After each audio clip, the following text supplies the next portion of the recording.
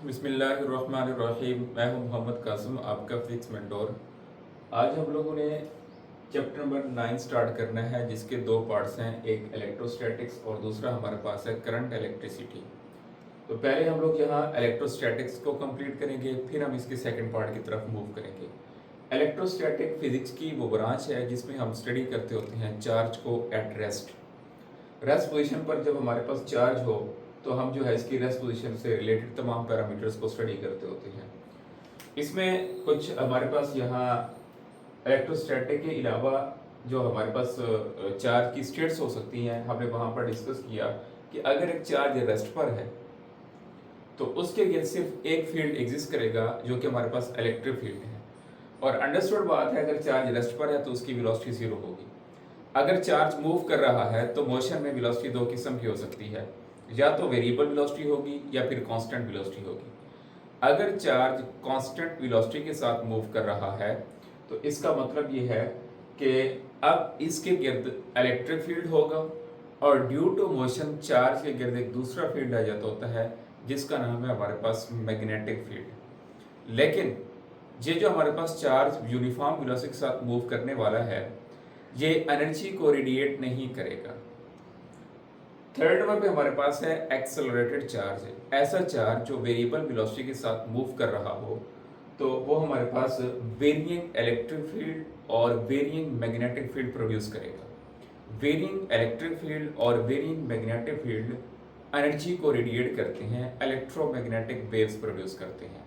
तो आप ये कह सकते हैं कि source of electromagnetic waves is accelerated charge. तो सबसे पहले हम यहाँ पर बात स्टार्ट कर रहे हैं चार्ज से। चार्ज किसको कहा जाता होता है? Charge is a property due to which कोई ऑब्जेक्ट जो है दूसरे ऑब्जेक्ट को अट्रैक्ट करता होता है या फिर रिपेल करता है। और याद रहे, चार्ज किसी भी बॉडी की इंट्रिंसिक प्रॉपर्टी है, मीन उसकी नेचर के साथ मुंसलिक है। यहाँ पर हमारे पास जो है चार्ज दो किस्म का होता है, एक पॉजिटिव चार्ज जिसको हम कैटाइन कहते हैं और एक नेगेटिव चार्ज जिसको हम एनाइन कहते हैं। हम लोग जानते हैं कि हमारे पास जो एटम होता है, एटम जो है वो एक न्यूट्रल पार्टिकल है। अगर हम लोग उसमें इलेक्ट्रॉन्स ऐड कर दें तो उसके ऊपर नेगेटिव चार्ज आएगा। अगर हम इलेक्ट्रॉन्स रिमूव कर दें तो उसके ऊपर पॉजिटिव चार्ज आएगा। तो यही बात यहाँ पर हमने लिखी। पॉजिटिव चार्ज जो है जिसे हम कैटाइन कहते हैं वो बनता है बाय डेफिशिएंसी ऑफ इलेक्ट्रॉन या by removal of electrons from a neutral atom. और नेगेटिव चार्ज हमारे पास जिसको हम एनाइन कहते हैं वो हमारे पास बनता है बाय एडिशन ऑफ इलेक्ट्रॉन्स। अब यहाँ पर एक और पॉइंट है जिसे हम लोगों ने यहाँ पर डिस्कस करना है चार्ज से रिलेटेड। वो हमारे पास ये है कि mass can exist without charge। Charge के बगैर मैस रह सकता है, but charge can not exist without mass. Mass charge के बगैर रह सकता है, जैसे न्यूट्रल एटम है, लेकिन चार्ज मैस के बगैर एग्जिस्ट नहीं करता। बॉडी के पास मैस है, चार्ज हो ना हो जरूरी नहीं है। बॉडी के पास चार्ज है, अंडरस्टूड बात है, उसके पास मैस भी होगा। दूसरा इसमें कॉन्सेप्ट है कि अगर हम लोग किसी एटम में इलेक्ट्रॉन्स को ऐड कर रहे हैं तो बाय स्ट्रिक्टली स्पीकिंग जिस एटम में हम इलेक्ट्रॉन्स को ऐड कर रहे हैं उसके मैस के ऊपर क्या इफेक्ट पड़ेगा, कांस्टेंट रहेगा या इंक्रीज करेगा? क्योंकि हम लोग जानते हैं इलेक्ट्रॉन एक मैसिव पार्टिकल है, उसका मैस होता है 9 मल्टीप्लाइड बाय 10⁻³ kg। इसका मतलब अगर एक इलेक्ट्रॉन एटम में ऐड हुआ तो उसका मैस इंक्रीज करेगा 9 मल्टीप्लाइड बाय 10⁻³ kg। तो स्ट्रिक्टली स्पीकिंग अगर हम लोग बात करते हैं तो मैस इंक्रीज करेगा। Next, how a bodies gate charge. हम लोग जो है किसी बॉडी को चार्ज किस तरह से करते हैं, उसमें एक तो फ्रिक्शन का मेथड है और दो हमारे पास मेन है, एक कंडक्शन और दूसरा हमारे पास है इंडक्शन का। कंडक्शन में दो ऑब्जेक्ट्स एक दूसरे के साथ फिजिकली कांटेक्ट में आते हैं और इलेक्ट्रॉन्स एक बॉडी से दूसरी बॉडी की तरफ ट्रांसफर होते हैं। मतलब हम कह सकते हैं कि कंडक्शन में ट्रांसफर ऑफ इलेक्ट्रॉन्स होता है या हमारे पास रिमूवल ऑफ इलेक्ट्रॉन्स होता है। देखिए अगर हम लोग दो चार्ज किसी एटम से रिमूव कर रहे हैं तो उसके ऊपर चार्ज आ जाएगा +2e। अगर हम लोग तीन चार्जेस को रिमूव कर रहे हैं तो उसके ऊपर चार्ज आ जाएगा +3e। अगर हम दो चार्जेस ऐड कर देते हैं तो उसके ऊपर चार्ज आ जाएगा -2e। अगर तीन चार्जेस ऐड कर देते हैं तो उसके ऊपर चार्ज आ जाएगा -3e। इसके अलावा ये इक्वेशन जो है ये क्वांटाइजेशन ऑफ चार्ज के बारे में भी बताती है कि किसी बॉडी के ऊपर जो चार्ज होगा वो इंटीग्रल मल्टीपल ऑफ e होगा। मतलब 2e होगा, 3e, 4e, 5e, 6e। लेकिन फ्रैक्शन में चार्ज एग्जिस्ट नहीं करेगा, e/2 नहीं होगा, e/3, e/4 नहीं होगा। इसको कहा जाता होता है quantization of charge. Minimum charge जो हमारे पास यूनिवर्स में एग्जिस्ट करता है वो है हमारे पास ±e। और याद रहे ये हमारे पास जो e है इसकी वैल्यू होती है 1.6 multiplied by 10⁻⁻19 coulomb for proton और 1.6 मल्टीप्लाइड बाय 10⁻⁻19 कूलम नेगेटिव के साथ -1.6 10⁻⁻19 कूलम जो है ये हमारे पास वैल्यू होगी फॉर इलेक्ट्रॉन। इसके अलावा हम लोग यहाँ पर देख सकते हैं कि चार्ज जो है वो इंटीग्रल मल्टीपल है किसका, e का। मतलब चार्ज हमारे पास जो है वो 2e, 3e, 4e और 5e एग्जिस्ट करेगा। दूसरा हमारे पास है जी rearrangement of charges in neutral body. हाँ, एक पॉइंट हम लोग यहाँ एक और डिस्कस कर लेते हैं कि चार्ज का जो यूनिट है वो कूलम है और 1 कूलम जो है वो इक्वल होता है 6.25 मल्टीप्लाइड बाय 10⁻18 इलेक्ट्रॉन्स के। मतलब कहने का ये है कि अगर किसी बॉडी के ऊपर 1 कूलम का चार्ज है तो 1 कूलम का चार्ज उस टाइम आता है जब उसमें से 6.25 10⁻18 इलेक्ट्रॉन्स ऐड होते हैं या वहां से रिमूव होते हैं। 1 कूलम चार्ज बनाने के लिए 6.25 10⁻18 इलेक्ट्रॉन्स रिक्वायर्ड होते हैं।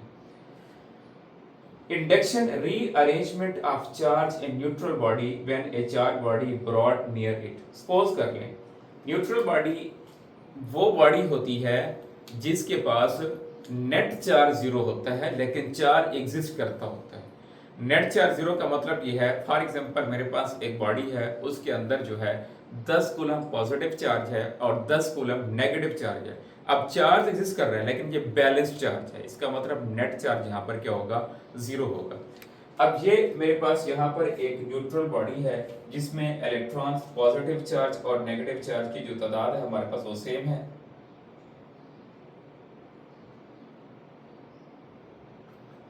अब जब हम इस न्यूट्रल बॉडी के करीब एक पॉजिटिवली चार्ज बॉडी लेकर जाते हैं तो अब क्या होगा कि इसमें मौजूद सारे पॉजिटिव चार्जेस रिपल्शन फील करेंगे और वो इसके दूसरे एंड पे इकट्ठे हो जाएंगे और इसमें मौजूद सारे नेगेटिव चार्जेस अट्रैक्शन फील करेंगे और वो सारे इसके सामने वाले एंड पर इकट्ठे हो जाएंगे और हमें ये सिचुएशन मिल जाएगी। नेगेटिव चार्ज यहाँ पर इकट्ठा हो जाएगा और पॉजिटिव चार्ज जो है वो यहाँ पर इकट्ठा हो जाएगा। इसे कहा जाता होता है इंडक्शन। और ये इंडक्शन उस टाइम तक रहेगी जब तक ये बॉडी जो है इसको इन्फ्लुएंस कर रही होगी। जैसे ही हम इस बॉडी को यहाँ से रिमूव करेंगे ये चार्जेस दोबारा से मिक्स हो जाएंगे। तो यहाँ हम लोग दोनों ऑब्जेक्ट्स को फिजिकल कांटेक्ट में नहीं ले जाते होते, बस एक दूसरे के करीब लेकर आते हैं। लेकिन कंडक्शन में क्योंकि इलेक्ट्रॉन्स को ट्रांसफर करना होता है तो वहाँ हम दो ऑब्जेक्ट्स को एक दूसरे के साथ फिजिकली कांटेक्ट में लेकर आते हैं। इंडक्शन के टॉपिक से एक बात और समझ आई कि ए charge body always attract a neutral body. क्योंकि ये न्यूट्रल बॉडी थी तो इस न्यूट्रल बॉडी ने इस चार्ज बॉडी ने इस न्यूट्रल बॉडी को अपनी तरफ अट्रैक्ट कर लिया। फॉर एग्जांपल मैं यहाँ पर पहले तो पॉजिटिवली चार्ज बॉडी लेकर आया हूँ, अब बजाय पॉजिटिवली चार्ज बॉडी इसके करीब ले आने के अब मैं यहाँ पर ले आता हूँ नेगेटिवली चार्ज बॉडी। अगर मैं इसके करीब नेगेटिवली चार्ज बॉडी लेकर आता हूँ तो अब सिचुएशन कुछ इस तरह से होगी कि इसमें मौजूद सारा नेगेटिव चार्ज रिपल्शन की वजह से इस एंड पर इकट्ठा हो जाएगा और सारा पॉजिटिव चार्ज अट्रैक्शन की वजह से इस एंड पर इकट्ठा हो जाएगा।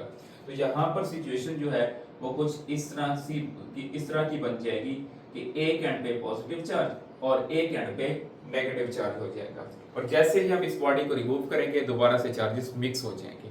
और यहाँ हम अगेन देख सकते हैं क्योंकि अब नेगेटिव चार्ज आने की वजह से इस बॉडी के सामने आने वाला चार्ज पॉजिटिव है, तो अगेन अट्रैक्शन स्टार्ट हो जाएगी। इसका मतलब अब हम लोग ये बात कह सकते हैं कि charge body always attract a neutral body, और ए चार्ज बॉडी ऑलवेज अट्रैक्ट ए अपोजिटली चार्ज बॉडी। अगर एक बॉडी मेरे पास पॉजिटिवली चार्ज बॉडी है तो वो नेगेटिव वाले को अट्रैक्ट करेगी, अगर एक नेगेटिवली चार्ज बॉडी है तो वो पॉजिटिव वाले को अट्रैक्ट करेगी। एक पॉजिटिवली चार्ज बॉडी है या नेगेटिवली चार्ज बॉडी है, ये दोनों बॉडीज एक न्यूट्रल बॉडी को भी अट्रैक्ट करेंगी। तो फिर अगर हमने किसी ऑब्जेक्ट के बारे में या किसी बॉडी के बारे में ये श्योरिटी देनी हो या ट्रू टेस्ट मालूम करना हो कि ये बॉडी मेरे पास पॉजिटिवली चार्ज है या न्यूट्रल है, तो हम लोग इस चीज का पता एक रिपल्शन से लगा सकते हैं, अट्रैक्शन से नहीं लगा सकते। इसको हम यूं समझते हैं, सपोज कर लें ये मेरे पास बॉडी है और ये अननोन बॉडी है, मैं इसके बारे में नहीं जानता कि ये चार्ज्ड है या न्यूट्रल है। अब इसके करीब मैं एक चार्ज बॉडी लेकर आता हूँ। अब जब ये चार बॉडी सपोज कर ले ये मेरे पास पॉजिटिवली चार्ज बॉडी है और ये positively charge body unknown body के सामने लेकर आता हूँ और अट्रैक्शन होती है, तो इसके बारे में मेरे पास दो इंफॉर्मेशन बनेगी, या तो ये नेगेटिवली चार्ज बॉडी है या फिर ये न्यूट्रल है। इसका मतलब क्लैरिटी नहीं है कि ये नेगेटिवली चार्ज है या न्यूट्रल है, अट्रैक्शन हुई है, अट्रैक्शन से दो बातें सामने आ रही हैं, या न्यूट्रल है या नेगेटिवली चार्ज है। लेकिन अगर ये पॉजिटिवली चार्ज बॉडी इस अननोन बॉडी के सामने लेकर आता हूँ और रिपल्शन हो जाती है, तो फिर कंफर्मेशन है कि जो चार्ज इस बॉडी के ऊपर है वही चार्ज इस बॉडी के ऊपर है। तो चार्ज के बारे में मुझे जो श्योरिटी मिली है वो रिपल्शन से मिली है, अट्रैक्शन से नहीं मिली। कूलम्स लॉ इसका पहला हमारे पास टॉपिक है। चार्ज की इंट्रोडक्शन के बाद हम लोग कूलम्स लॉ की तरफ आ रहे हैं। कुछ इसकी लिमिटेशंस हैं, जिसमें पहला हमारे पास है कि Coulomb's law is only applicable on point charges. अब यहाँ पर पहले हम लोग डिस्कस कर लेते हैं कि पॉइंट चार्ज हमारे पास कौन सा है जी। इससे पहले हम लोगों ने अपने प्रीवियस लेक्चर्स में point mass moment of inertia के टॉपिक में और पॉइंट ऑब्जेक्ट के बारे में डिस्कस किया हुआ है। आज हम लोग पॉइंट चार्ज के बारे में डिस्कस करते हैं। इसकी सिंपल तरीके डेफिनेशन है चार्ज ऑन अ पॉइंट। अब हम लोग जानते हैं एक जो पॉइंट होता है वो हमारे पास डायमेंशन लेस होता है, उसकी वैल्यू अलोंग एक्स एक्सिस नहीं होती, अलोंग वाई एक्सिस भी नहीं होती, अलोंग जी एक्सिस भी नहीं होती। हम कह सकते हैं कि charge on a point is called point charge. इसके अलावा अगर मेरे पास फॉर एग्जांपल दो लार्जर चार्जेस हैं और दो लार्जर चार्जेस के ऊपर मैं कूलम्स लॉ अगर अप्लाई करना चाहता हूं तो वो कंडीशन फुलफिल नहीं कर रहा है क्योंकि वो पॉइंट चार्जेस नहीं है। तो दो लार्जर चार्जेस को पॉइंट चार्जेस बनाने का तरीका ये है कि हम उन दोनों चार्जेस के दरमियान सेपरेशन इतनी इंक्रीज कर देंगे कि वो सेपरेशन दोनों चार्जेस के साइज के मुकाबले में ज्यादा हो, तो पॉइंट चार्जेस कंसीडर होंगे। फॉर एग्जांपल एक हमारे पास लार्जर चार्ज यहाँ पर पड़ा है और दूसरा लार्जर चार्ज यहाँ पर पड़ा है, दोनों का साइज बड़ा है और सेपरेशन इनके दरमियान कम है, तो हम सेपरेशन इंक्रीज कर देंगे। वो सेपरेशन हम इतनी इंक्रीज कर देंगे कि वो सेपरेशन जो है उनके साइज के मुकाबले में ज्यादा हो, तो वो दोनों चार्जेस एक्ट कर रहे होंगे लाइक अ पॉइंट चार्ज। तो फर्स्ट इसकी जो कंडीशन है कि कूलम्स लॉ सिर्फ एप्लीकेबल है for point charges, it is not applicable for larger charges. दूसरा एप्लीकेबल ऑन स्टेशनरी चार्जेस। अब ये हमारे पास कूलम्स लॉ दो ऐसे चार्जेस के ऊपर एप्लीकेबल है जो हमारे पास स्टेशनरी चार्जेस हों। अगर दोनों चार्जेस स्टेशनरी नहीं है तो उन दोनों में से एट लीस्ट एक जो है चार्ज स्टेशनरी होना चाहिए। अब स्टेशनरी चार्ज होना क्यों जरूरी है? हम लोग जानते हैं कि अगर एक चार्ज रेस्ट पर हो तो उसके गिर्द सिर्फ एक फील्ड होता है और वो इलेक्ट्रिक फील्ड, और हर फील्ड की फोर्स होती है। तो उस चार्ज की जो फोर्स होगी वो इलेक्ट्रिक फोर्स होगी, और हम कूलम्स लॉ में भी इलेक्ट्रिक फोर्स को स्टडी करते हैं, इलेक्ट्रोस्टैटिक फोर्स को स्टडी करते होते हैं। लेकिन अगर एक चार्ज मूव कर रहा है तो उसके पास इलेक्ट्रिक फील्ड भी होगा, मैग्नेटिक फील्ड भी होगा, इसका मतलब फिर इलेक्ट्रिक फोर्स भी होगी, मैग्नेटिक फोर्स भी होगी। तो दोनों चार्जेस अगर मूव कर रहे हो तो दोनों चार्जेस के पास इलेक्ट्रिक फोर्स भी होगी और मैग्नेटिक फोर्स भी होगी। लेकिन हम तो कूलम्स लॉ में सिर्फ इलेक्ट्रिक फोर्स को स्टडी करते हैं, मैग्नेटिक फोर्स को तो हम स्टडी नहीं करते। इसलिए हम कहते हैं कि मैग्नेटिक फोर्स का फैक्टर यहाँ से खत्म हो जाए और सिर्फ इलेक्ट्रिक फोर्स रहे। अब अगर दोनों चार्जेस रेस्ट पर हैं तो दोनों चार्जेस के पास इलेक्ट्रिक फील्ड होगा और इलेक्ट्रिक फोर्स होगी। अगर उन दोनों में से एक चार्ज रेस्ट पर है और दूसरा मूव कर रहा है, जो रेस्ट पर है उसके पास इलेक्ट्रिक फील्ड होगा, जो मूव कर रहा है उसके पास इलेक्ट्रिक फील्ड भी है, मैग्नेटिक फील्ड भी है। लेकिन जहां पर अब जो मैग्नेटिक फील्ड है वो इस इलेक्ट्रिक फील्ड के साथ किसी किस्म का कोई इंटरफियर नहीं करेगा। सेम चार्जेस जो है एक दूसरे के ऊपर फोर्स एक्सर्ट करते होते हैं। तो मैग्नेटिक फोर्स, एक चार्ज के पास मैग्नेटिक फील्ड है, दूसरे चार्ज के पास मैग्नेटिक फील्ड नहीं है, तो यहाँ पर मैग्नेटिक फील्ड की किसी किस्म की कोई इंटरेक्शन नहीं होगी, बस इलेक्ट्रिक फील्ड की इंटरेक्शन होगी। इसलिए हम चाहते हैं कि चार्जेस हमारे पास स्टेशनरी हो या फिर उन दोनों में से एक चार्ज जो है एटलीस्ट वो रेस्ट पर होना चाहिए। नेक्स्ट हमारे पास है कि कूलम्स लॉ उस टाइम एप्लीकेबल है when distance between two charges is greater than 10 raised to power minus 15 metre. अब अगेन यहाँ पर कॉन्सेप्ट ये है, हम लोग फिजिक्स में डिफरेंट किस्म की फोर्सेस स्टडी करते हैं। जैसे हमारे पास ग्रेविटेशनल फोर्स है, जैसे हमारे पास मैग्नेटिक फोर्स है, जैसे हमारे पास इलेक्ट्रिक फोर्स है। इसी तरह हम एक और फोर्स स्टडी करते हैं जिसका नाम है स्ट्रॉन्ग न्यूक्लियर फोर्स। और इस स्ट्रॉन्ग न्यूक्लियर फोर्स की प्रॉपर्टीज में से एक प्रॉपर्टी ये है कि स्ट्रॉन्ग न्यूक्लियर फोर्स एक्ट करती है at very very very small distance. और वो स्मॉल डिस्टेंस कितना होना चाहिए? Less than 10 raised to power minus 15 metre. अब अगर दो चार्जेस इस तरह से पड़े हैं कि उनके दरमियान जो फासला है वो 10 raised to power minus 15 metre है, तो फिर इन दोनों चार्जेस के दरमियान जो स्ट्रॉन्ग न्यूक्लियर फोर्स है वो ओवरकम कर जाएगी इलेक्ट्रिक फोर्स को। लेकिन हम तो इलेक्ट्रिक फोर्स पढ़ना चाहते हैं, तो इलेक्ट्रिक फोर्स एग्जिस्ट उस टाइम करती है जब दो चार्जेस के दरमियान जो डिस्टेंस होता है वो 10 raised to power minus 15 metre से ग्रेटर होता है। अब हम इसको यूं समझ लेते हैं, इसके एग्जांपल के न्यूक्लियस में हम लोग जानते हैं प्रोटॉन्स और न्यूट्रॉन्स होते हैं। अब प्रोटॉन्स तो लाइक चार्जेस हैं और हम जो लोग जानते हैं कि लाइक चार्जेस तो रिपेल करते हैं, लेकिन ये न्यूक्लियस में तो रिपेल नहीं कर रहे बल्कि बाइंड टुवर्ड्स ईच अदर हैं।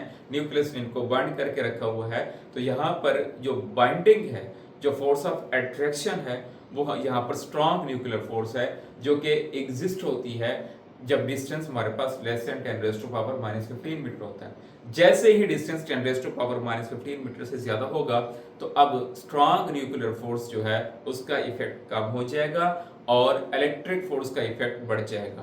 तो इसलिए जरूरी है कि चार्जेस जो है वो 10 raised to power minus 15 metre से ग्रेटर डिस्टेंस पर हों ताकि स्ट्रॉन्ग न्यूक्लियर फोर्स जो है वो ओवरकम ना करे।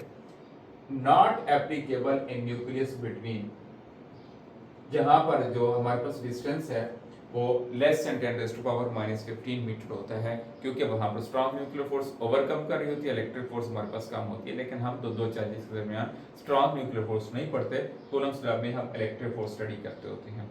According to statement of Coulomb's law हम लोगों ने यहाँ पर इसकी मैथमेटिकल फॉर्म लिखी। सपोज कर लें मेरे पास एक चार्ज यहाँ पर पड़ा हुआ है पॉजिटिव और दूसरा चार्ज यहाँ पर पड़ा हुआ है पॉजिटिव, और इन दोनों चार्जेस के दरमियान सेपरेशन r है जो कि greater than 10 raised to power minus 15 metre है। क्योंकि दोनों सेम चार्जेस हैं तो रिपल्शन होगी, अगर अनलाइक चार्जेस होते तो अट्रैक्शन होती। According to Coulomb's law force of attraction और repulsion between two charges is directly proportional to product of magnitude of charges. हम सपोज कर लेते हैं कि ये चार्ज हमारे पास Q1 है और ये चार्ज जो है हमारे पास Q2 है। तो ये फोर्स जो है इन दोनों चार्जेस के Q1 के डायरेक्टली प्रोपोर्शनल नहीं है, Q2 के डायरेक्टली प्रोपोर्शनल नहीं है, बल्कि ये चार्जेस के प्रोडक्ट मैग्नीट्यूड के प्रोडक्ट के डायरेक्टली प्रोपोर्शनल है। जब तक प्रोडक्ट कांस्टेंट रहेगा इन दोनों चार्जेस के दरमियान जो कूलम्स फोर्स है वो कांस्टेंट रहेगी। प्रोडक्ट चेंज होगा तो फिर हमारे पास फोर्स जो है वो चेंज हो जाएगी। और दूसरा इसमें रिलेशन ये है कि ये फोर्स इनवर्सली प्रोपोर्शनल है square of distance between two charges. दो चार्जेस के दरमियान डिस्टेंस इंक्रीज करेगा तो फोर्स जो है वो इनवर्सली डिक्रीज करेगी। अब अगर हम लोग दोनों इक्वेशंस को कंबाइन करें, क्योंकि जहां पर फोर्स आर स्क्वायर के इनवर्सली प्रोपोर्शनल है। इसका मतलब हम लोग कह सकते हैं कि इलेक्ट्रिक फोर्स जो है वो इनवर्स स्क्वायर लॉ को ओबे करती है, just like a gravitational force. Gravitational force भी इनवर्स स्क्वायर लॉ को ओबे करती है और इलेक्ट्रिक फोर्स भी इनवर्स स्क्वायर लॉ को ओबे करती है। हर वो चीज जो आर स्क्वायर के इनवर्सली प्रोपोर्शनल होगी वो इनवर्स स्क्वायर लॉ को ओबे कर रही होगी। अगर हम लोग इन दोनों इक्वेशंस को कंबाइन करें तो हमारे पास इक्वेशन बनती है f is directly proportional to q1 q2 over r square. जब साइन ऑफ प्रोपोर्शनैलिटी खत्म करेंगे तो हम लोग जानते हैं कि हमारे पास कांस्टेंट ऑफ प्रोपोर्शनैलिटी आता है। तो यहाँ पर जो कांस्टेंट ऑफ प्रोपोर्शनैलिटी है वो हमारे पास k है और इस k को कहा जाता होता है कूलम्स कांस्टेंट या इलेक्ट्रोस्टैटिक कांस्टेंट। इसका हमारे पास फार्मूला है k is equal to 1 over 4 pi epsilon naught और इसकी न्यूमेरिकल वैल्यू है 9 multiplied by 10 raised to power 9 newton metre square per coulomb square. NET के पेपर में इसका जो है हमारे पास डायमेंशंस पूछी गई हैं। आप लोग यहां से डायमेंशंस वैसे कैलकुलेट कर सकते हैं, वरना हम लोगों ने चैप्टर नंबर 1 के अंदर डायमेंशंस डिटेल से स्टडी की हुई है तो वहां पर भी इसका जो है तरीका सिखाया गया है। के जो है दो फैक्टर्स के ऊपर डिपेंड करता होता है। नंबर 1 हमारे पास है सिस्टम ऑफ यूनिट्स और नंबर 2 हमारे पास है मीडियम। सबसे पहले हम सिस्टम ऑफ यूनिट्स की बात करते हैं।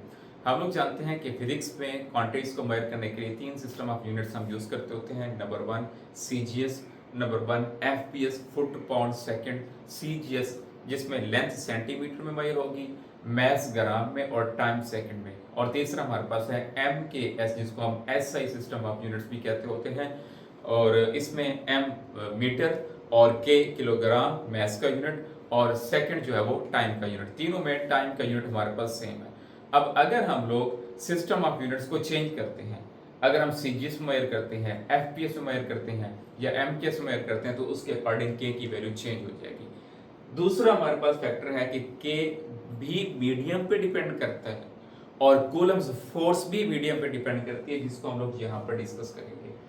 अब वापस हम के फार्मूले की तरफ आते हैं, जहां पर हमारे पास जो k है 1 ओवर 4 पाई एप्सिलॉन नॉट। ये एप्सिलॉन नॉट जो है इसे कहा जाता होता है परमिटिविटी ऑफ फ्री स्पेस। अब हम इसको समझते हैं कि परमिटिविटी का क्या मतलब है। परमिटिविटी का वर्ड निकला हुआ है परमिशन से, लेकिन ये परमिटिविटी का रिलेशन जो है वो परमिशन के साथ इनवर्स है। वर्ड परमिशन से निकला हुआ है लेकिन परमिटिविटी का रिलेशन जो है वो परमिशन के साथ इनवर्स है। Permittivity is inversely proportional to permission. अब जिस मीडियम की परमिटिविटी ज्यादा होगी वो मीडियम कम परमिशन देगा अपने अंदर से फोर्स को गुजरने के लिए। तो यहाँ आगे चल के हम परमिटिविटी ऑफ मीडियम को स्टडी करेंगे तो फिर हम बात मजीद क्लियर होगी। परमिटिविटी ऑफ फ्री स्पेस, इसका मतलब ये है कि हम लोगों ने जो यहाँ पर F is directly proportional to Q1 Q2 लिखा या F is inversely proportional to R square लिखा, तो इस टाइम दो चार्जेस के बिटवीन कोई मीडियम मौजूद नहीं है, बल्कि दो चार्जेस के बिटवीन जहां पर हमारे पास फ्री स्पेस मौजूद है, वैक्यूम मौजूद है या एयर मौजूद है। तो एयर जो है वो चार्जेस को कितना परमिशन देती है एक दूसरे के ऊपर फोर्स लगाने की, इसे कहा जाता होता है परमिटिविटी।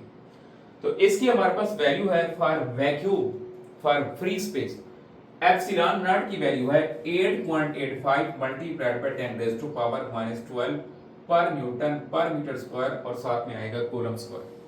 अब जब हम लोग एप्सिलॉन नॉट की वैल्यू और पाई की वैल्यू जब इस इक्वेशन में पुट करते हैं तो k की वैल्यू हमारे पास आती है 9 multiplied by 10 raise to power 9। अब हम लोग इफेक्ट ऑफ मीडियम को स्टडी करते हैं कि मीडियम का जो है इफेक्ट कूलम्स फोर्स के ऊपर मीडियम का क्या इफेक्ट है। इफेक्ट ऑफ मीडियम की बात हम लोगों ने इस कॉलम में डिस्कस की है।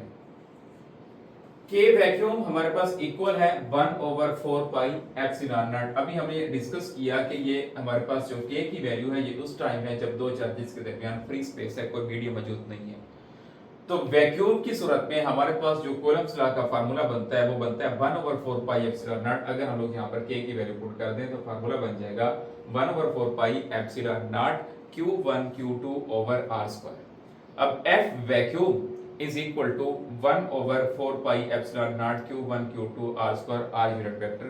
ये हमारे पास कूलम्ब्स लॉ की वेक्टर फॉर्म है, लेकिन उस टाइम जब दो चार्जेस के दरमियान फ्री स्पेस मौजूद है। अब हम लोग जानते हैं किसी भी वेक्टर को, यूनिट वेक्टर को, मिसाल के तौर पर यूनिट वेक्टर ए है, इसको लिखा जा सकता होता है vector divided by magnitude of vector. अब जब मैंने यहां पर इसको लिखा vector divided by magnitude of vector, तो r स्क्वायर है, मैग्नीट्यूड ऑफ वेक्टर इसके साथ मल्टीप्लाई होकर r की पावर 3 हो गया। तो ये भी हमारे पास कूलम्ब्स लॉ की वेक्टर फॉर्म है। अब हम लोग इफेक्ट ऑफ मीडियम स्टडी करते हैं। मैंने यहां पर आपको बताया था कि जो है वो मीडियम के ऊपर डिपेंड करता होता है। डिफरेंट मीडियम्स की, पहले तो हमने स्टार्ट में फ्री स्पेस थी हमारे पास दो चार्जेस के दरमियान। अब अगर हम लोग यहां पर कोई मीडियम लेकर आते हैं दो चार्जेस के दरमियान, तो डिफरेंट मटेरियल्स की जो परमिटिविटी है वो हमारे पास डिफरेंट है। पहली बात तो ये है कि हम लोग दो चार्जेस के दरमियान जो मीडियम प्लेस करेंगे वो हमारे पास इंसुलेटर होना चाहिए।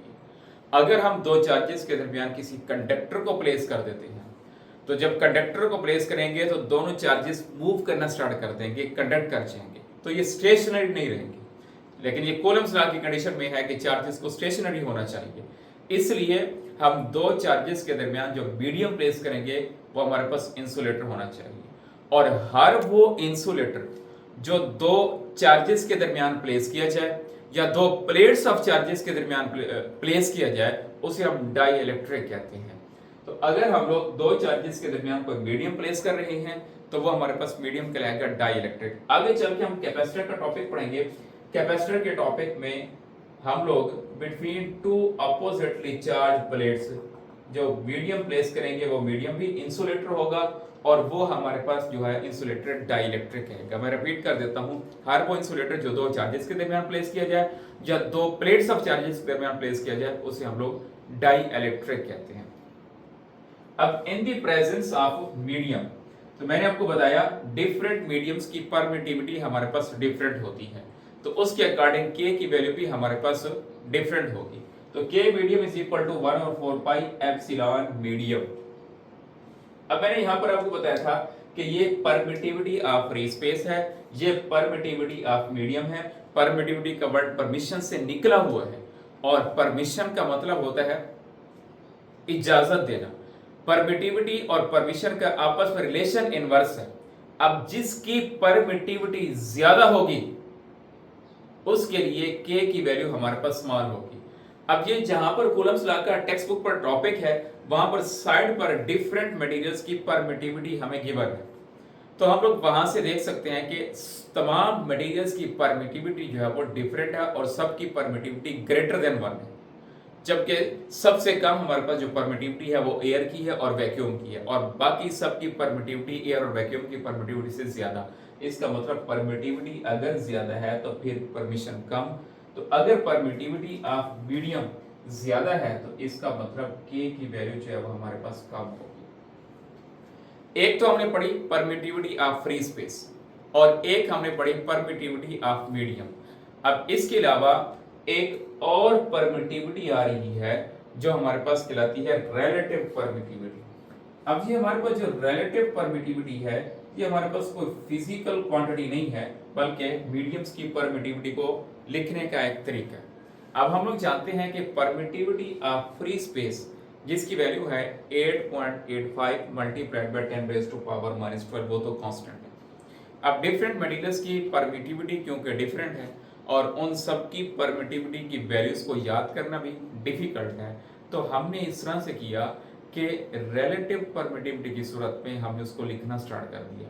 अब रिलेटिव परमिटिविटी से मुराद जो साइड टेबल पर एप्सिलॉन आर की वैल्यूज गिवन है फॉर डिफरेंट मटेरियल्स वो हमारे पास एक्चुअल परमिटिविटी ऑफ मीडियम नहीं है, बल्कि ये वो फैक्टर्स हैं जो 8.85 मल्टीप्लाइड बाय 10⁻⁻12 के साथ मल्टीप्लाई होंगे। जैसे मिसाल के तौर पर मैं एक जनरल एग्जांपल के तौर पर ले लेता हूँ कि एक मीडियम की हमारे पास फॉर एग्जांपल रिलेटिव परमिटिविटी 2 लिखी हुई है।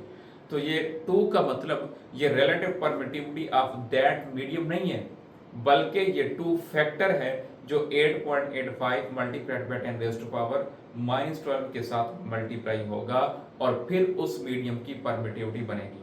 फॉर एग्जांपल किसी अदर मीडियम की परमिटिविटी 78.5 है, तो ये 78.5 को हम परमिटिविटी ऑफ मीडियम नहीं कह सकते, बल्कि हम ये कहेंगे कि 78.5 वो फैक्टर है जो एप्सिलॉन नॉट के साथ मल्टीप्लाई होगा और मटेरियल की परमिटिविटी बनेगी। तो ये तमाम जो फैक्टर्स हैं, इन फैक्टर्स को कहा जाता होता है रिलेटिव परमिटिविटी।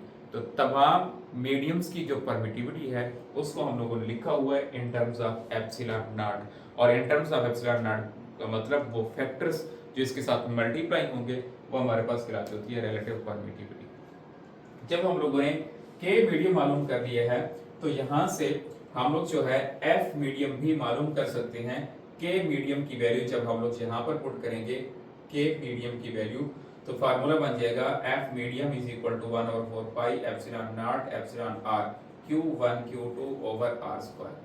अब हम लोग अगर एफ वैक्यूम और एफ मीडियम का कंपैरिजन करें तो ये रिलेटिव परमिटिविटी हमारे पास एक एक्स्ट्रा फैक्टर बन रहा है। तो F medium is equal to F vacuum over epsilon r. तो यहां से अगर एफ वैक्यूम निकालें तो epsilon r F medium equal होगा। ये बात हम लोग जो है जब फ्रीक्वेंसीज के एमसीक्यूज कर रहे थे वहां पर मैंने आपको बताया था कि अगर राइट साइड पर कोई ऐसा फैक्टर आ जाए जो ग्रेटर देन 1 हो तो फिर लेफ्ट हैंड साइड वाली वैल्यू जो है वो हमेशा इस एफ मीडियम से ग्रेटर रहेगी। तो आप लोग टेबल में देख सकते हैं कि एप्सिलॉन आर की value for all mediums greater than 1 है, तो इसका मतलब वैक्यूम में इलेक्ट्रिक फोर्स का इफेक्ट ज्यादा होगा। लेकिन अगर दो चार्जेस के दरमियान कोई मीडियम ले है तो फिर फोर्स डिक्रीज करेगी। How much times decrease? Epsilon r times decrease कर जाएगी।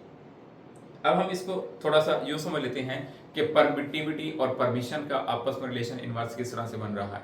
सपोज कर लें मैं यहाँ पर जो रूम का डोर है मैं उसको ओपन कर देता हूँ। अब रूम का डोर ओपन है और मैं बोल रहा हूँ मेरी आवाज डोर से बाहर जा रही है। अब डोर पे फ्री स्पेस मौजूद है, हवा मौजूद है, और हवा जो है ज्यादा इजाजत दे रही है, ज्यादा परमिशन दे रही है मेरी आवाज को गुजरने के लिए। इसका मतलब ये है अगर ये परमिशन दे रही है तो हवा की परमिटिविटी कम होगी। लेकिन अगर मैं डोर को बंद कर दूं, अब मेरी आवाज डोर में से गुजर के जा रही है, क्लोज डोर में से गुजर के जा रही है। इसका मतलब अब क्लोज डोर मेरी आवाज को एब्जॉर्ब ज्यादा करेगा और ट्रांसफर कम करेगा। इसका मतलब ये है अब इसकी परमिटिविटी ज्यादा, तो ये अब कम परमिशन दे रहा है मेरी आवाज को गुजरने के लिए। बिल्कुल इसी तरह अगर दो चार्जेस के दरमियान फ्री स्पेस है तो फ्री स्पेस में दोनों चार्जेस एक दूसरे के ऊपर ज्यादा फोर्स लगाएंगे, क्योंकि परमिटिविटी जो है हमारे पास वो कम है तो ज्यादा परमिशन मिल रहा है। अगर हम लोग यहाँ पर कोई मीडियम लेकर आते हैं तो फिर फोर्स का इफेक्ट एब्जॉर्ब ज्यादा होगा, ट्रांसफर कम होगा, जिसकी वजह से हमारे पास जो इलेक्ट्रिक फोर्स ऑफ अट्रैक्शन या रिपल्शन है वो हमारे पास कम हो जाएगी इन द प्रेजेंस ऑफ मीडियम। तो ये मतलब है परमिशन और परमिटिविटी का। तमाम मटेरियल्स की परमिटिविटी जो है वो फ्री स्पेस या वैक्यूम से ज्यादा है, इसलिए जब हमारे पास अदर मीडियम्स आते हैं परमिटिविटी ज्यादा तो परमिशन हमारे पास कम हो जाता है। तो यहाँ तक हमारे पास कूलम्स लॉ का टॉपिक था जिसको मैंने कंप्लीट एक्सप्लेन कर दिया है। अब हम लोग नेक्स्ट इंपॉर्टेंट पॉइंट की तरफ जाते हैं। Coulomb's force is a mutual force, very very important point, और इस पॉइंट के ऊपर एमसीक्यूज आता होता है। Coulomb's force is a mutual force just like a gravitational force. Gravitational force is also a mutual force. Electrostatic force between two charges is also a mutual force. पहले हम gravitational force के बारे में समझते हैं, फिर हम लोग जो इलेक्ट्रिक फोर्स के बारे में समझेंगे। हर वो फोर्स जो न्यूटन्स के थर्ड लॉ को ओबे करे वो हमारे पास कूलम्स फोर्स म्यूचुअल फोर्स कहलाती है। हम लोग जानते हैं कि न्यूटन्स थर्ड लॉ के according action and reaction are equal in magnitude but opposite in direction. मिसाल के तौर पर मेरे हाथ में बॉल है, अब मैं बॉल को दीवार के ऊपर मारता हूं, बॉल दीवार के ऊपर जाकर जितनी फोर्स लगाएगी दीवार भी बॉल के ऊपर उतनी ही फोर्स लगाएगी। Both are equal in magnitude but opposite in direction. अगर बॉल 10 न्यूटन की फोर्स लगाती है तो दीवार का मैस ज्यादा है, वो फोर्स ज्यादा लगा सकती है, लेकिन रिएक्शन के तौर पर वो भी इस बॉल के ऊपर 10 न्यूटन फोर्स लगेगी। इसी तरह अगर मैं बॉल को जमीन पर मारता हूँ, बॉल जमीन के ऊपर जितनी फोर्स लगाएगी, जमीन भी बॉल के ऊपर उतनी फोर्स लगाएगी। Action and reaction are equal in magnitude but opposite in direction. इसका मतलब ग्रेविटेशनल फोर्स भी हमारे पास म्यूचुअल फोर्स है। अब इस म्यूचुअल फोर्स में, इस एक्शन एंड रिएक्शन वाली फोर्सेस में, क्योंकि दोनों का मैग्नीट्यूड इक्वल होता है, तो दोनों फोर्सेस की अगर हम लोग रेशियो कैलकुलेट करें तो वो भी 1:1 आएगी। बिल्कुल इसी तरह अब हम बात करते हैं कूलम्स फोर्स की। अब सपोज कर लें मेरे पास यहाँ पर एक चार्ज पड़ा हुआ है, जिसको हम सपोज कर लेते हैं कि ये हमारे पास चार्ज है Q1, और यहाँ पर मेरे पास जो चार्ज पड़ा हुआ है वो मेरे पास चार्ज है Q2। अब सपोज कर लेते हैं कि चार्ज Q1 जो है वो ग्रेटर है चार्ज Q2 से। बेशक Q1 चार्ज का मैग्नीट्यूड Q2 से ग्रेटर हो, लेकिन ये दोनों चार्जेस एक दूसरे के ऊपर सेम फोर्स लगाएंगे, डायरेक्शन अपोजिट होगी, लेकिन मैग्नीट्यूड ऑफ फोर्सेस सेम होगा। क्यों? हम लोग जानते हैं कि फोर्स जो है, म्यूचुअल फोर्स का मतलब न्यूटन्स का थर्ड लॉ भी होगा, और न्यूटन्स के थर्ड लॉ में एक्शन फोर्स और रिएक्शन फोर्स दोनों मैग्नीट्यूड में इक्वल होती है, चाहे दोनों चार्जेस का मैग्नीट्यूड डिफरेंट ही क्यों ना हो। दूसरी बात हम लोग यहां से देख सकते हैं कि कूलम्स फोर्स जो है वो चार्जेस के प्रोडक्ट के डायरेक्टली प्रोपोर्शनल है। तो जब तक इन दोनों चार्जेस का प्रोडक्ट कांस्टेंट रहेगा, फोर्स कांस्टेंट रहेगी। प्रोडक्ट चेंज होगा तो फोर्स चेंज होगी, लेकिन इन दोनों चार्जेस एक दूसरे के ऊपर सेम फोर्स लगाएंगे। अगर फॉर एग्जांपल ये Q1 चार्ज जो कि मैग्नीट्यूड में ग्रेटर है, इसके ऊपर अगर 10 न्यूटन की फोर्स लगा रहा है, तो ये Q2 भी इसके ऊपर 10 न्यूटन की फोर्स लगाएगा, चाहे उसका मैग्नीट्यूड कम भी क्यों नहीं है।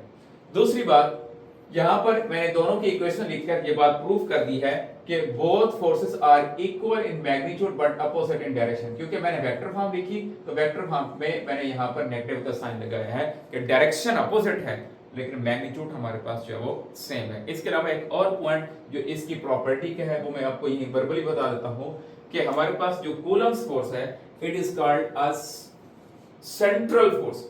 अब ये सेंट्रल फोर्स क्यों कहलाती होती है? क्योंकि ये फोर्स जस्ट उस लाइन के अलोंग एग्जिस्ट करती होती है जो लाइन इन दोनों चार्जेस के सेंटर को ज्वाइन करती होती है, तो इसलिए इसे सेंट्रल फोर्स कहा जाता होता है। और याद रहे gravitational force is also a central force. बहुत सारी बातें हैं जो कि इसमें कूलम्स लॉ में और इलेक्ट्रिक फोर्स में और ग्रेविटेशनल फोर्स में कॉमन है, और एक दो बातें ऐसी हैं जो हमारे पास डिफरेंस में है। मिसाल के तौर पर अगर हम लोग ग्रेविटेशनल फोर्स की बात करते हैं तो वो सिर्फ अट्रैक्टिव है, जबकि हमारे पास जो इलेक्ट्रोस्टैटिक फोर्स है ये अट्रैक्टिव भी हो सकती है और रिपल्सिव भी हो सकती है। दूसरा पॉइंट हमने ये डिस्कस किया कि ग्रेविटेशनल फोर्स और इलेक्ट्रिक फोर्स दोनों जो है वो इनवर्स स्क्वायर लॉ को ओबे करते हैं। तीसरा पॉइंट, ये दोनों फोर्सेस कंजर्वेटिव फोर्सेस हैं। अब कंजर्वेटिव फोर्सेस के बारे में हम लोग पढ़ा हुआ है कि वर्क डन जो है वो इंडिपेंडेंट ऑफ पाथ फॉलोड होता है, इनवर्स स्क्वायर लॉ को ओबे करते हैं। दोनों हमारे पास म्यूचुअल फोर्सेस भी हैं। तो काफी सारे हमारे पास पॉइंट्स हैं जो सिमिलरिटीज में है। जिस तरह कूलम्स फोर्स हमारे पास सेंट्रल फोर्स है, बिल्कुल इसी तरह ग्रेविटेशनल फोर्स भी हमारे पास जो है वो सेंट्रल फोर्स है। दो सफियर्स की सेंटर को ज्वाइन करने वाली लाइन के अलोंग जो है ये फोर्स एग्जिस्ट होती है। प्रैक्टिस एमसीक्यूज की तरफ हम लोग मूव करते हैं। पहला एमसीक्यूज ही मैंने म्यूचुअल फोर्स के ऊपर ही बता दिया। अब यहाँ पर हम लोग देख सकते हैं कि फर्स्ट चार्ज जो Q1 है वो 10 कूलम का है, जबकि सेकंड चार्ज जो Q2 है वो हमारे पास 100 कूलम का है। अब हम लोग देख सकते हैं कि इन दोनों चार्जेस की नेचर सेम है, दोनों पॉजिटिव है, रिपल्शन होगी, लेकिन मैग्नीट्यूड डिफरेंट है। तो जो फोर्स Q1 Q2 पे लगाएगा रिएक्शन के तौर पर, Q2 भी Q1 के ऊपर उतनी ही फोर्स लगाएगा, चाहे मैग्नीट्यूड डिफरेंट ही क्यों ना हो। वही बात है, बॉल का मैस कम है, जमीन का मैस ज्यादा है। बॉल जमीन के ऊपर जितनी फोर्स लगाएगी, जमीन भी बॉल के ऊपर उतनी ही फोर्स लगाएगी। Both are equal in magnitude but opposite in direction. तो यहाँ पर जो हमारे पास फोर्स है, दोनों चार्जेस एक दूसरे के ऊपर सेम फोर्स लगाएंगे। इसके अलावा बात दफा हमसे इन दोनों चार्जेस की फोर्स की रेशियो भी पूछी जाती होती है, मींस F1 रेशियो F2, तो ये 1:1 की हमारे पास यहाँ पर फोर्स होगी। Second MCQs most important MCQs है, और ये एमसीक्यूज रिलेटेड है इक्विलिब्रियम ऑफ चार्जेस से। इसका मतलब है हमारे पास दो आइडेंटिकल बॉल्स हैं, एक के ऊपर चार्ज है +2 क्यू और दूसरे के ऊपर चार्ज है -q are separated by a some distance, और ये कुछ डिस्टेंस के ऊपर पड़े हुए। अंडरस्टूड बात है, ये दूसरे के ऊपर फोर्स लगा रहे होंगे, force of attraction is also called electric force on each other, they are joined by conducting wires. अब हम लोग इन दोनों वायर्स को एक कंडक्टिंग वायर के साथ जोड़ देते हैं। जब कंडक्टिंग वायर के साथ जोड़ेंगे तो चार्जेस मूव करना स्टार्ट कर देंगे from high potential to low potential. आमतौर पर पॉजिटिव चार्ज हाई पोटेंशियल पर होता है और नेगेटिव चार्ज जो है वो लो पोटेंशियल पर होता है। तो जब चार्जेस मूव करना स्टार्ट करेंगे तो ये एक टाइम ऐसा आएगा कि दोनों बॉडीज के ऊपर चार्ज इक्वल हो जाएगा। इस कंडीशन को कहा जाएगा equilibrium of charges. Equilibrium of charges achieve करने के बाद which is then removed, फिर हम इस कंडक्टिंग रॉड को रिमूव करके दोबारा से चार्जेस को सेपरेट कर देते हैं। दोबारा जब हम चार्जेस को सेपरेट करेंगे तो उस टाइम इन दोनों चार्जेस के दरमियान फोर्स क्या होगी, इसे हम शॉर्टकट से भी हम लोग सॉल्व कर सकते हैं जब कॉन्सेप्ट हमें हमारा अच्छा हो जाएगा। लेकिन क्योंकि हमने थोड़ा इसको समझना है तो इसको सॉल्व करने का तरीका ये है कि सबसे पहले जो आपको वैल्यूज गिवन है, मैग्नीट्यूड्स गिवन है, उन्हीं को यूज करके फोर्स कैलकुलेट कर लें। F is equal to according to Coulomb's law K Q1 हमारे पास है 2Q और Q2 हमारे पास है Q। मैं नेगेटिव साइन छोड़ के सिर्फ मैग्नीट्यूड की बात कर रहा हूँ R²। तो ये हमारे पास आ जाएगा 2K Q² ओवर R²। अब उसके बाद जब हम लोग इन दोनों चार्जेस को एक कंडक्टिंग वायर के साथ जोड़ेंगे तो मैंने आपको बताया कि वहां पर हमारे पास इक्विलिब्रियम होगा। मैं इक्विलिब्रियम का थोड़ा सा समझा देता हूं और फिर वहां कैलकुलेट करने का तरीका भी मैं आपको बता दूंगा। इसमें देखिए पहले हमारे पास चार्ज है जी +2q और इधर हमारे पास चार्ज है जी -q। इसका मतलब ये हाई पोटेंशियल पर है और ये लो पोटेंशियल पर है। तो होगा कुछ इस तरह से कि +2q से चार्ज फ्लो करना स्टार्ट होगा -q की तरफ। जब हमारे पास ये चार्ज +2q इधर जाएगा तो यहाँ पर q हो जाएगा, इधर हमारे पास -q हो जाएगा। इधर चार्ज q/2 होगा और इधर भी चार्ज q/2 होगा। दोनों का चार्ज जब q/2 होगा तो फिर यहाँ पर फ्लो जो है वो स्टॉप हो जाएगा, इक्विलिब्रियम आ जाएगा। अब इसका जो हमारे पास चार्ज है कितना डिस्ट्रीब्यूट होगा, इसको कैलकुलेट करने का आसान तरीका ये है कि दोनों की एवरेज ले लो। q average is equal to first charge हमारे पास है 2q और सेकंड चार्ज हमारे पास है -q डिवाइडेड बाय 2। हम लोग जानते हैं एवरेज लेने का तरीका होता है sum of the quantities divided by number of quantities. तो यहां से 2q में से q माइनस करें, बाकी हमारे पास बच जाएगा q/2। इसका मतलब दोनों चार्जेस के ऊपर q/2 आ जाएगा, जो मैंने आपको यहां पर पॉइंट बताया। फर्स्ट के ऊपर भी q/2 आ जाएगा, सेकंड के ऊपर भी q/2। इसका मतलब दोनों के ऊपर चार्ज सेम आ गया। अब फ्लो स्टॉप हो जाएगा।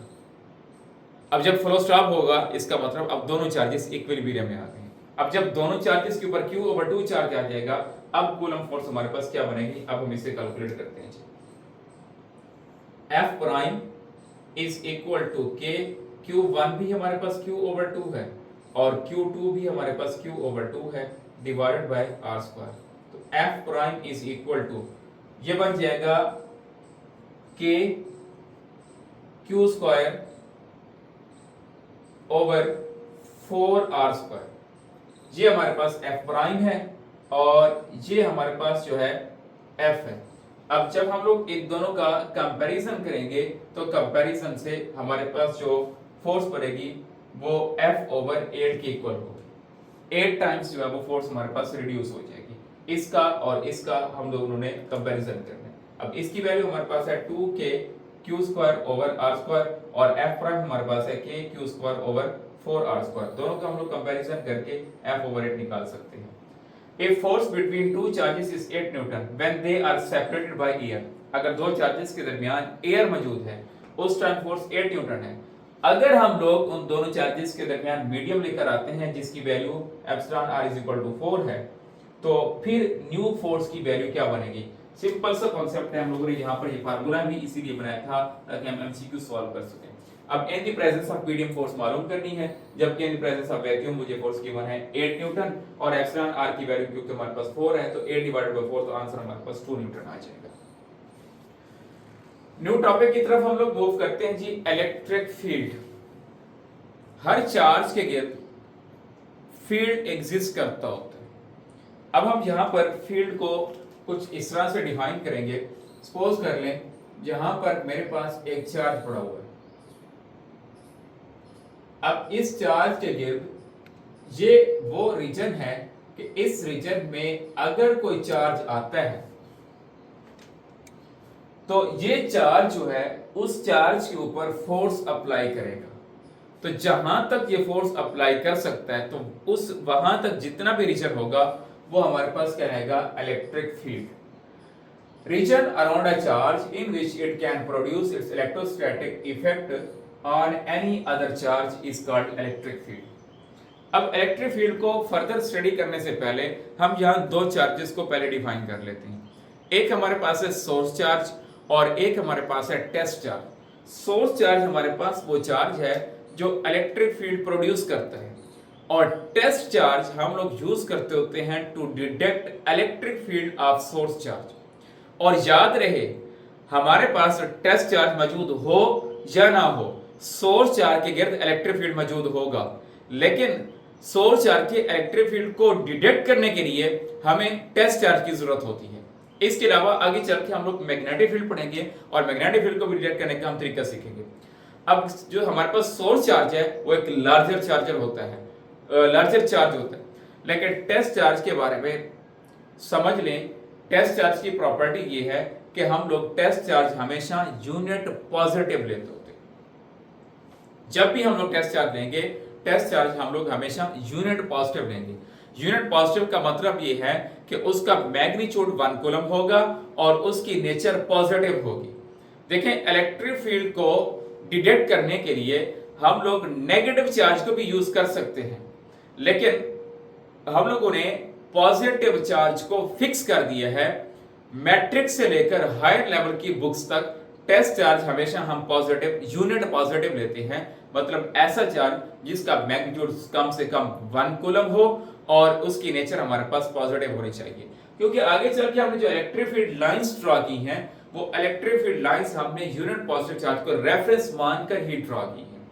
तो अब यहां पर वो रीजन, वो इलाका, वो जगह जहां पर टेस्ट चार्ज को रखें और वो टेस्ट चार्ज सोर्स चार्ज के इफेक्ट को फील करे तो वो रीजन हमारे पास इलेक्ट्रिक फील्ड कहलाता होता है।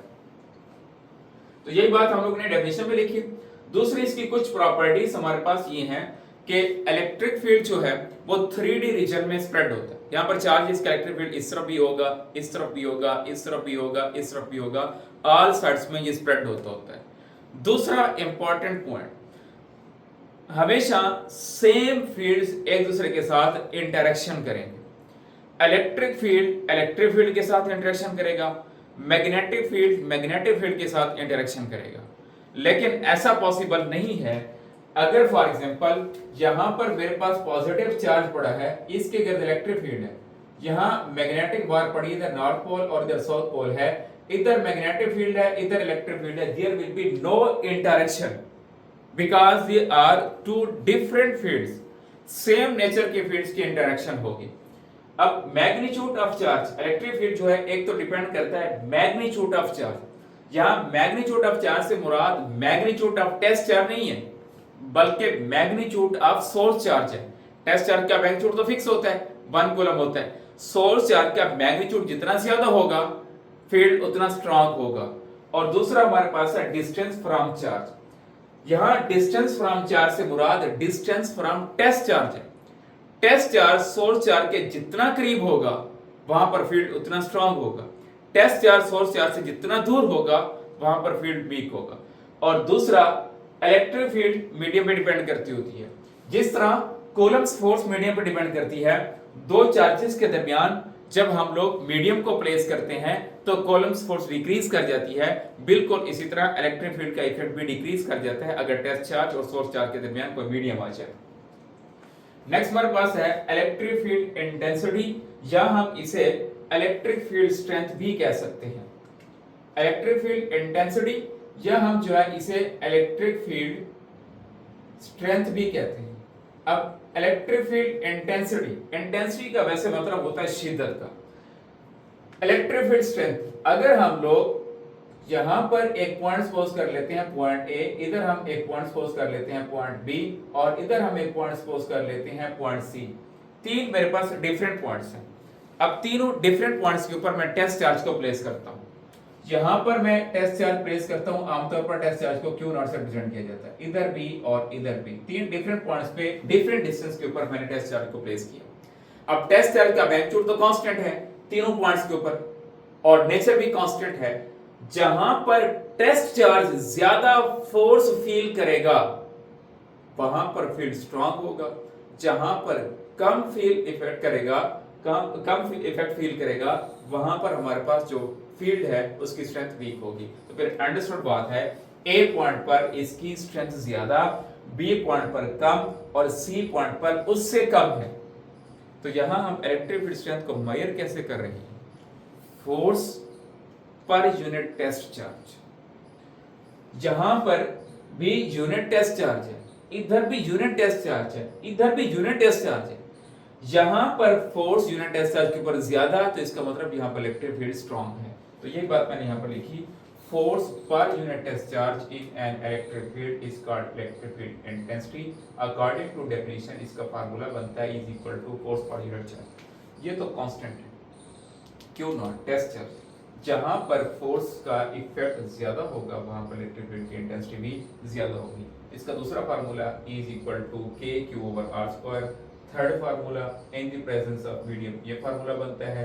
हम लोग यहां से देख सकते हैं, अगर कंपैरिजन किया जाए तो हमें ये बात समझ आती है कि ये सारा जो फैक्टर है हमारे पास ये ई वैक्यूम के इक्वल है, और हम लोग देख सकते हैं कि ई वैक्यूम को एप्सिलॉन आर के साथ डिवाइड किया जा रहा है, तो फिर ई मीडियम की वैल्यू जो है वो ई वैक्यूम से कम होगी। बिल्कुल सेम कॉन्सेप्ट है जैसे हम लोगों ने यहाँ पर कूलम्ब्स लॉ के लिए स्टडी किया था। और एक और हमारे पास फार्मूला है जिसे हम कहते हैं potential gradient. Gradient of potential जो है ये भी हमारे पास इलेक्ट्रिक फील्ड के इक्वल होते हैं, और it is a vector quantity, और इसकी डायरेक्शन होती है along the direction of field lines. इसका यूनिट वोल्ट पर मीटर भी है, न्यूटन पर कूलम भी है, और इसके बेस यूनिट्स यहाँ पर है। नेक्स्ट हमारे पास है जी इलेक्ट्रिक फील्ड लाइंस। अब इलेक्ट्रिक फील्ड लाइंस असल में हमें इसका जो कॉन्सेप्ट है फैराडे ने दिया था, हमें इलेक्ट्रिक फील्ड लाइंस की जरूरत क्यों पड़ी? देखिए, इलेक्ट्रिक फील्ड किसी भी चार्ज के गिर्द वो रीजन होता है जिसके ऊपर दूसरा चार्ज आता है तो फोर्स एक्सर्ट होती है। अब हम इलेक्ट्रिक फील्ड को देख नहीं सकते, जब तक हम इलेक्ट्रिक फील्ड को विजुअलाइज नहीं करेंगे तो तब तक हम इलेक्ट्रिक फील्ड को स्टडी नहीं कर सकते। तो इसलिए हम लोगों ने यहाँ पर लाइंस ड्रॉ की, इमेजिनरी लाइंस, ताकि हम इलेक्ट्रिक फील्ड को स्टडी कर सकें। अब ये इलेक्ट्रिक फील्ड लाइंस दो किस्म की इंफॉर्मेशन देती हैं। नंबर वन, ये मैग्नीट्यूड मतलब स्ट्रेंथ के बारे में बताएंगी, और नंबर टू ये डायरेक्शन ऑफ इलेक्ट्रिक फील्ड के बारे में बताएंगे।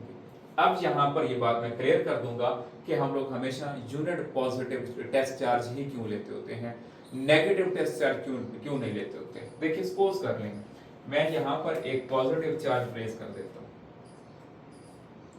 और ये पॉजिटिव चार्ज मेरे पास सोर्स चार्ज है। इलेक्ट्रिक फील्ड लाइंस असल में वो रास्ते हैं जिस रास्ते को टेस्ट चार्ज फॉलो करता होता है। मिसाल के तौर पर मैं यहाँ पर एक टेस्ट चार्ज रख देता हूँ नेगेटिव, यूनिट नेगेटिव चार्ज। अब ये इस लाइन को फॉलो करता हुआ इसकी तरफ जाएगा। अगर यही नेगेटिव चार्ज मैं यहाँ पर रख देता हूँ तो ये भी इस लाइन को फॉलो करता हुआ इसकी तरफ जाएगा। इसका मतलब यहाँ पर एरोस इनवर्ड हो जाएंगे। अगर मैं टेस्ट चार्ज पॉजिटिव ले लूं तो क्योंकि पॉजिटिव सोर्स चार्ज भी पॉजिटिव, टेस्ट चार्ज भी पॉजिटिव, तो रिपल्शन होगी, फील्ड लाइंस की डायरेक्शन आउटवर्ड हो जाएगी। अब यहाँ पर कंफ्यूजन हो जाएगी, कुछ स्टूडेंट्स टेस्ट चार्ज नेगेटिव ले रहे होंगे, कुछ स्टूडेंट्स टेस्ट चार्ज पॉजिटिव ले रहे होंगे। इस कंफ्यूजन को खत्म करने के लिए हम लोगों ने इस तरह से किया कि टेस्ट चार्ज हमेशा यूनिट पॉजिटिव लिया जाए। तो यूनिट पॉजिटिव चार्ज अगर हम लोग लें तो एक आइसोलेटेड पॉजिटिव चार्ज, अकेला एक पॉजिटिव चार्ज अगर हो तो उसके गिर्द जो हमारे पास इलेक्ट्रिक फील्ड होगा, जो इलेक्ट्रिक फील्ड लाइंस होंगी वो रेडियली होंगी और आउटवर्ड होंगी। दूसरी बात हम लोग यहाँ पर देख सकते हैं, मैंने आपको बताया कि इलेक्ट्रिक फील्ड लाइंस इंफॉर्मेशन देती है मैग्नीट्यूड के बारे में और डायरेक्शन के बारे में। डायरेक्शन तो पता चल गई कि रेडियली आउटवर्ड है।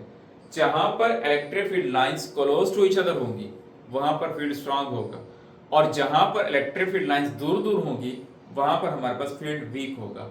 जैसे मिसाल के तौर पर नियर द चार्ज हम लोग देख सकते हैं कि इलेक्ट्रिक फील्ड लाइन जो है वो very close to each other है, इसका मतलब यहाँ पर फील्ड स्ट्रांग है। लेकिन अगर हम लोग यहाँ पर देखते हैं तो फील्ड लाइंस के दरमियान स्पेस ज्यादा, इसका मतलब यहाँ पर हमारे पास जो फील्ड है वो वीक है। बिल्कुल इसी तरह आइसोलेटेड नेगेटिव चार्ज की electric field lines radially inward है, जहां पर हमारे पास field lines close to each other वहां पे फील्ड स्ट्रांग, और जहां पर दूर दूर है तो वहां पर फील्ड हमारे पास वीक है।